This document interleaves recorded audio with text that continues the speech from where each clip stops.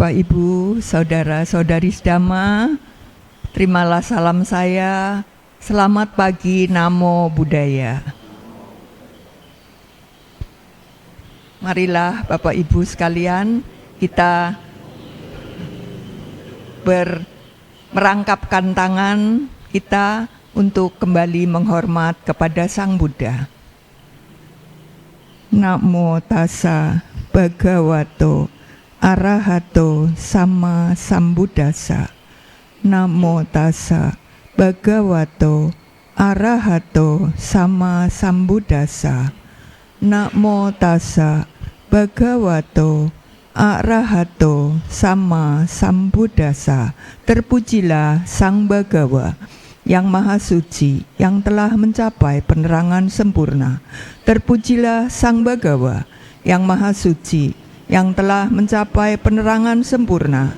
Terpujilah Sang Bhagawa yang Maha Suci, yang telah mencapai penerangan sempurna. Terima kasih. Yang saya hormati Bapak-bapak, Ibu-ibu sekalian yang hadir di pagi ini, salam sehat, bahagia, senantiasa untuk kita semua. Terima kasih. Bapak Ibu sekalian, kita umat Buddha selalu kalau berdoa nggak lupa, yaitu apa Bapak Ibu? Sabe sata bawantu sukitata. Diawali, kebanyakan ya diakhiri dengan semoga semua makhluk berbahagia. Nah, Bapak Ibu, berarti apa itu? Berarti kita mengembangkan apa Bapak Ibu? Kalau semoga semua makhluk berbahagia. Nah, pinter. Bapak Ibu sekalian, yaitu mengembangkan cinta kasih, ya, cinta kasih. Nah, cinta kasih kepada siapa Bapak Ibu? Kepada semua makhluk. Gampang apa? Gampang apa? Gampang. Gampang apa susah? Ya, Bapak Ibu sekalian, gampang apa gampang? Ya, udah gampang. Bapak Ibu sekalian, tentunya kalau ngomong aja sih ya gampang. Nah, itu dia. Kalau sungguh-sungguh demikian, banyak apa? Kadang-kadang ada trouble, kadang-kadang ada sulit, ya Bapak Ibu sekalian. Kadang-kadang semoga semua makhluk berbahagia, pulang dari wihara nggak disapa, ketemu orang, aduh nggak disapa. Wong kenal ya sama saya kok nggak nyapa, gemede kayak wong. Gitu ndak Bapak Ibu? Aduh, udah rasanya sombong ya, abong-abong ini dan itulah. Padahal baru apalah setengah jam belum ada bilang sabe sata, bawantu sukitata. Tapi kan ya begitulah, kita masih apa Bapak Ibu? Masih, nah iya, putu jana, masih manusia. Tapi kan kita sudah berbahagia karena setiap minggu kalau kita sehat, bahagia, kita kan ke wihara. Wihara belajar melatih diri, belajar melatih diri. Oh iya ya, tadi aku kok bisa jengkel ya? Ya udahlah, lain kali enggak. Barangkali cuma begitu ya Bapak Ibu. Aku tadi dimintain itu orang kok, kenapa enggak ngasih ya? Aduh, ada perasaan apa ya? Kecewa. Aduh, dongeng kita kuein ya. Kenapa sih enggak dikasih? Gitu. Ya, ada perasaan kecewa. Tapi ya sudah, itu kecewa itu untuk apa Bapak Ibu? Untuk memperbaiki diri ya. Semoga lain kali aku kalau dikasih ya jangan itulah. Sungguh Bapak Ibu, kemarin itu di rumah ini maaf ya cerita sedikit. Ada tukang-tukang, saya sudah apa ya? Sudah sedia jajan, minum. Orangnya berapa? 10, sudah 10. Yang puasa juga tak rezeki, ini yang buat puasa, ini yang enggak memang dicampur. Tapi setelah itu orangnya keluar satu, Bu, ada yang enggak keduman, Bu. Apa ya? Loh, kan sudah pas. Ada lagi enggak, Bu? Ya, kan sudah pas 10 gitu. Iya, Bu, ada yang ngambil 2 kali gitu. Aduh. Ya sudah, kalau enggak ada ya sudah, Bu. Tapi setelah dia pulang, aku pikir, aduh, itu satu orang nggak dapet ya, kasihan gitu loh. Aku pikir, aduh, udahlah lain kali nanti sedianya lebih gitu. Ya begitulah Ibu, kita melatih diri. Melatih diri dengan apa? Dengan tadi yang disebut pertama itu, cinta kasih. Ya Pak Indwi, cinta kasih. Ya mungkin kalau sedia lebih kita rugi ya, kita tombok atau kita mesti tambah uang. Tapi salah satu poin kita tombok, satu poin itu kita senang karena bahagia, mereka bahagia. Begitu Bapak Ibu. Nah itu kembali lagi soal cinta kasih Buddhis. Nah ini sekarang saya lihat buku ya. Soalnya kalau nggak lihat buku banyak yang lupa Bapak Ibu, soalnya udah sweet 17 dibalik. Sweet 17 dibalik. Bapak Ibu sekalian, maaf ya saya lihat buku. Nah, mengapa kita diajarkan cinta kasih? Cinta kasih tidak sesama orang saja, tetapi mencintai semua kehidupan. Mencintai semua kehidupan. Nah, kalau dipikir-pikir tuh nggak masuk akal, ya, nggak masuk akal. Biasanya orang kan cinta kasih, baik kepada orang yang apa Bapak Ibu, yang menguntungkan saja, yang menguntungkan saja, betul kan? Ini, yang menguntungkan saja. Kalau yang tidak menguntungkan, kenapa kita mesti cinta kasih? Gitu Bapak Ibu. Nah, ini saya baca dari buku Dhamma Desana Bante Panyawaro tahun 2010. Nggak masuk akal. Ya, cinta kasih kepada orang yang baik-baik kepada kita saja, yang kalau bisa ya yang kasih untung kepada kita, betul enggak? Kalau orang yang enggak ada hubungannya sama kita, enggak baik kepada kita, kenapa kita mesti cinta kasih? Ya itu tetap sih ya memang ngomong. Lah, tapi kalau menurut ajaran Dhamma itu ndak begitu, ndak begitu, nggak ada yang tidak masuk akal, tidak masuk akal loh. Orang nggak baik, orang nggak kasih untung sama saya, ngapain saya cinta kasih?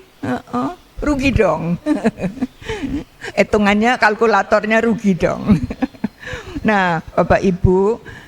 Ini kalau menurut ajaran Dhamma itu alasannya kenapa kita harus cinta kasih terhadap semua kehidupan, yaitu bisa banyak sudut. Nah, ini satu sudut saja. Satu sudut saja.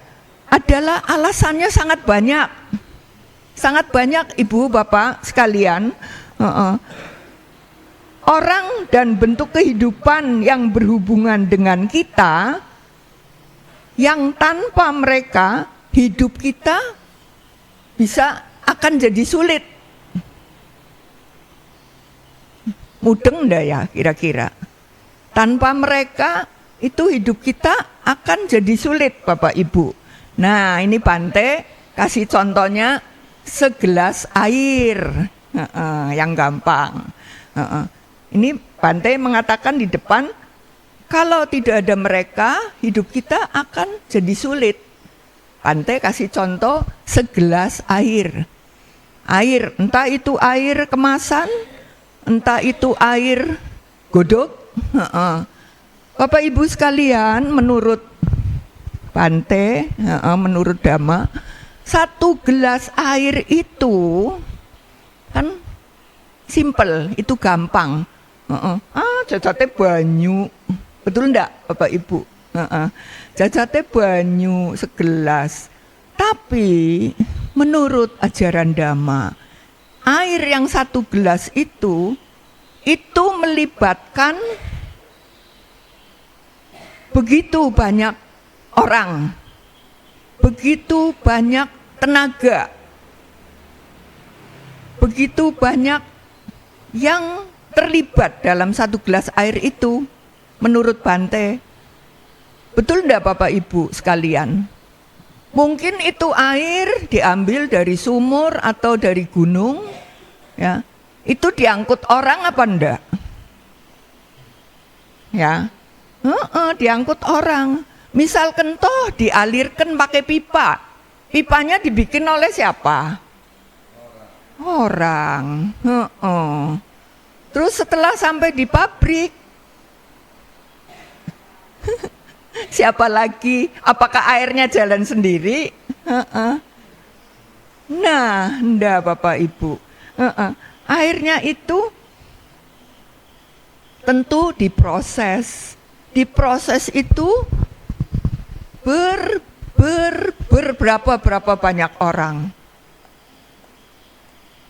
Misalkan contoh aqua gelas ya. Itu gelasnya itu dibikin di pabrik, apa langsung plastik, langsung gelas, langsung jalan-jalan sendiri? Enggak kan? Semua itu melibatkan banyak orang Bapak Ibu. Ini dalam ajaran Dhamma.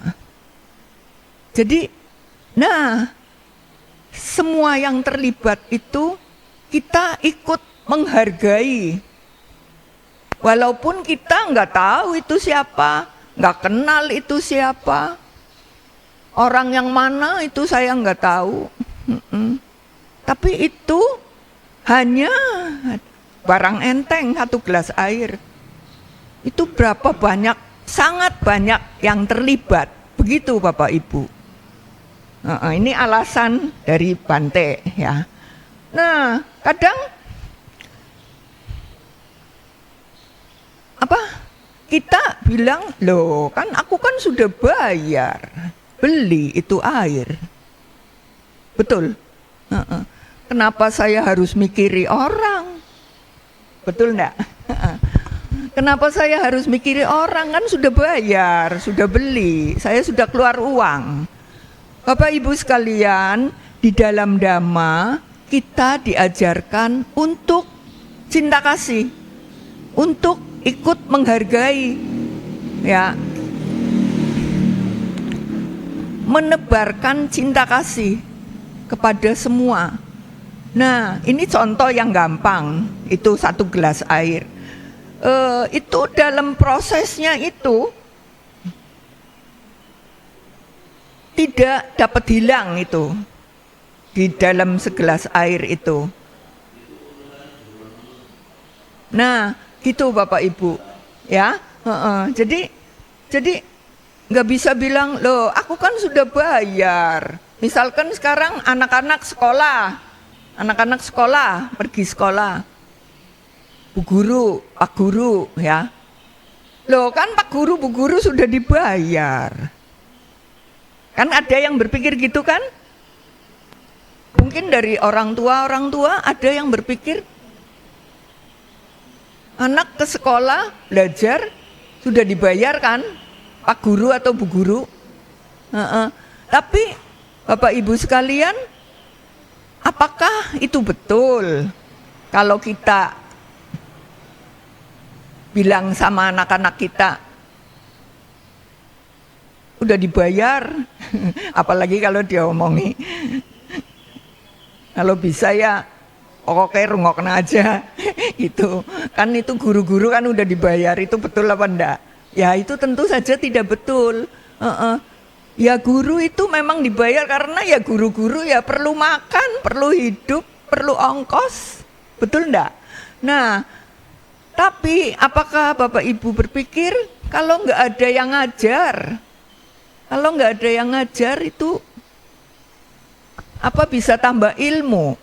Ya karuan, memang dari bayi kita memang orang tua nomor satu ya yang ngajari ngomong, yang ngajari makan ya. Tapi kan anak-anak kan perlu ilmu ya. Lah kalau tidak ada guru-guru yang baik, guru-guru yang ditiru itu bukan hanya karena uang, tapi kadang kita lah KBKB kan wis bayar, ngerora bayar masa gelem ngajar. Betul ndak? Jangan, kalau bisa jangan nganggep remeh begitu. Kalau bisa tidak menganggap remeh seperti itu Bapak Ibu. Apalagi kalau kita ngomong sama depan anak-anak begitu. Waduh, payah deh. Payah deh. Ortu payah. Jangan. Betul ndak Bapak Ibu? Nah, tidak semudah itu. Jika tidak ada yang mengajar, memberi ilmu, mengalihkan ilmu, ya. Apakah itu cukup dengan uang? Tidak cukup Bapak Ibu, tidak cukup ya. Semuanya itu perlu proses. Proses belajar, proses mendapat ilmu dari orang-orang yang lebih pintar dari kita, ya terutama itu guru-guru, dosen-dosen ya. Apakah itu prosesnya bisa diganti dengan uang? Enggak. Uang itu sebagai pelengkap, pelengkap. Karena kita masih putu jana, betul enggak Pak Yanto? Iya. Bapak Ibu sekalian, itu yang tadi contoh ya. Terus satu lagi, di dalam Dhamma juga cinta kasih kepada kehidupan, cinta kasih kepada apa lagi? Ya kehidupan, misalkan yang hiduplah, binatang, semuanya yang tidak kelihatan juga. Satu lagi Bapak Ibu, kepada alam. Alam. Kepada alam. Alam semesta Bapak Ibu. Kok alam semesta, kenapa kita harus cinta kasih kepada alam? Kenapa Bapak Ibu, ada yang tahu jawabannya? Ya, Pak Made Aryawan. Nah ya, salah satu mencintai alam ya. Kita jangan menebang, jangan menebang pohon-pohon, nanti bisa banjir. Itu bisa longsor, bisa banjir. Itu contoh kita, salah satu contoh kita mencintai alam. Kenapa harus mencintai alam Bapak Ibu? Kenapa kita harus mencintai alam? Seperti tadi yang Pak Made Aryawan katakan, kita jangan membuang-buang pohon ya, karena itu membahayakan bukan kita saja ya, banyak orang ya. Lah kenapa kita harus mencintai alam? Ya, menopang kehidupan, betul. Bapak Ibu sekalian, Bante mengatakan ya, sejak lahir sampai kita nanti tutup usia, kita berada di alam, berada di alam. Lah Bapak Ibu sekalian, sejak lahir sampai kita nanti balik lagi, kita ini merasa enggak? Kita ini perlu apa? Seperti ikan di dalam air, ya. Mana airnya? Padahal dia di dalam air. Lah, Bapak Ibu, alam ini memberi kita, memberi apa? Memberi ini satu kehidupan. Lah ini kita bernapas setiap hari, nggak usah beli oksigen. Bapak Ibu sekalian, kadang kita kan nggak menyadari, kita nggak menyadari nih, kita sehat ya, kita sehat. Karena apa? Karena alam mendukung, cuacanya mendukung ya. Kalau ndak ada panas setengah tahun aja, mendukung apa ndak? Enggak. Kalau hujan terus 1 minggu, mendukung apa enggak? Enggak, Bapak Ibu. Ya, pasti kita semua pada apa? Ada sakit, meriang. Aduh, kayak gersang temen ya, enggak hujan-hujan. Aduh, panas banget nih, tanahnya sampai pada meleker. Hujannya enggak datang-datang. Betul enggak Bapak Ibu? Nah, cinta kasih Buddhis itu mencintai semua kehidupan, mencintai alam. Karena Bapak Ibu enggak berasa ini kita sehat ya. Kita ini tarik napas, buang napas itu oksigennya dari mana? Ada alam yang mendukung, memberi cuaca yang baik kepada kita. Kita jadi sehat, bisa kewihara, bisa tersenyum seperti Ica. Ya, karena ada alam. Jadi semua menurut Dhamma kita ini saling membutuhkan. Kalau tidak mau dibilang saling membutuhkan, kita saling bergantungan, saling melengkapi. Begitu Bapak Ibu. Jadi itu Sabe Sata Bhavantu Sukhitata itu luas sekali. Cakupannya itu luas sekali. Gampang ini ngomong. Nanti Barparita ya itu lagi, gitu. Luas sekali cakupannya Bapak Ibu. Kita nggak menyadari kan, nanti kalau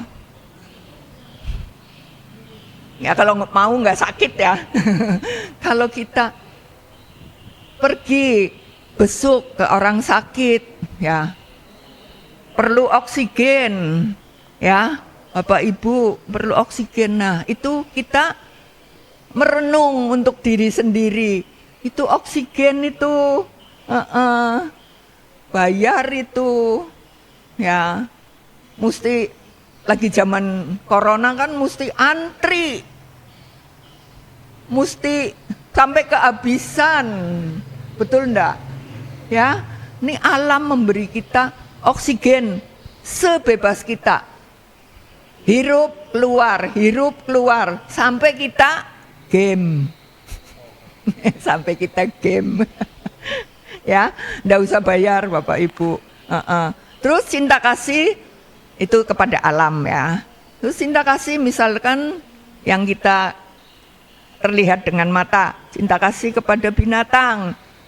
Pantai kasih contoh segelas madu.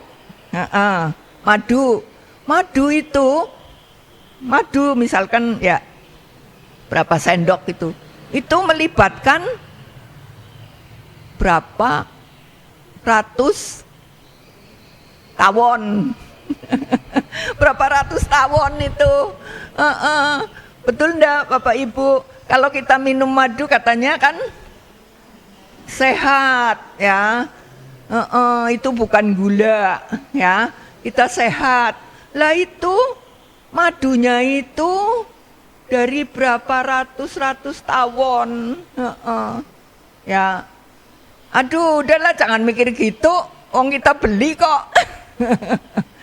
Tapi Bapak Ibu, kalau dalam Dhamma, kita sedikitnya care, sedikitnya peduli. Misalkan ya, aduh ada tawon, aduh jangan buru-buru dimatiin.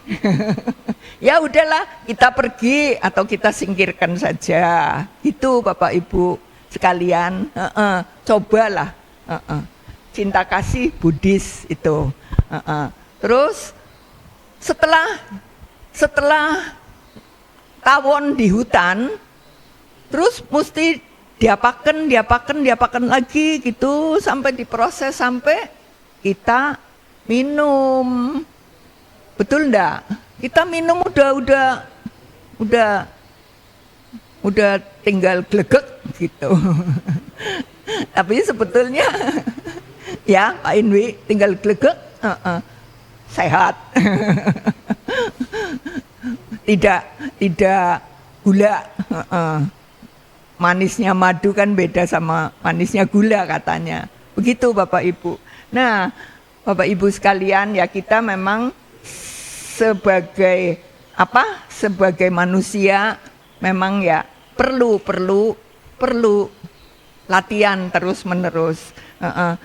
Banyak sekarang dengar Dhamma dari HP udah kepenak. Ya, kalau zaman dulu kan susah. Nah, Bapak Ibu sekalian, Bante mengatakan demikian. Dhamma mengajarkan begitu seperti yang tadi saya ceritakan. Jadi ya peduli, kita tebarkan cinta kasih ya. Dhamma mengajarkan cinta kasih. Jadi belajar Dhamma itu ada wawasan yang diberikan. Ada wawasan yang diberikan. Bukan kita tuh hafal suta berapa, ayat berapa, Sang Buddha ngomong begini, ya dituruti saja, begitu bukan. Sang Buddha mengajar kita itu karena ada alasan-alasan. Alasan-alasan yang menunjang. Bukan suruh kita cuman hafal, pokoknya Sang Buddha ngomong kayak gini ya, turuti saja. Tapi kita diajak untuk mengerti, untuk berpikir.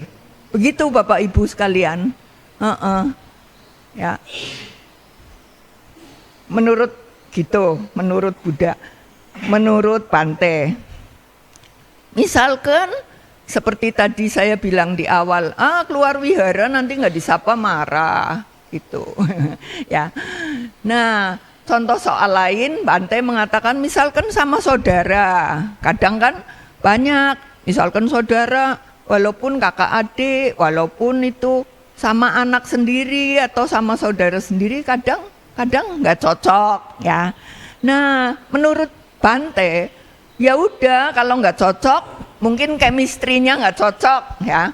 Ya udah, nggak usah dipaksa cocok-cocokkan gitu, menurut Bante. Ya sudah, kita kalau bisa ya udah netral saja, nggak perlu dipaksa dicocok-cocokkan. Netral saja supaya kita dalam hati kita itu tidak menyimpan lawan dari cinta kasih.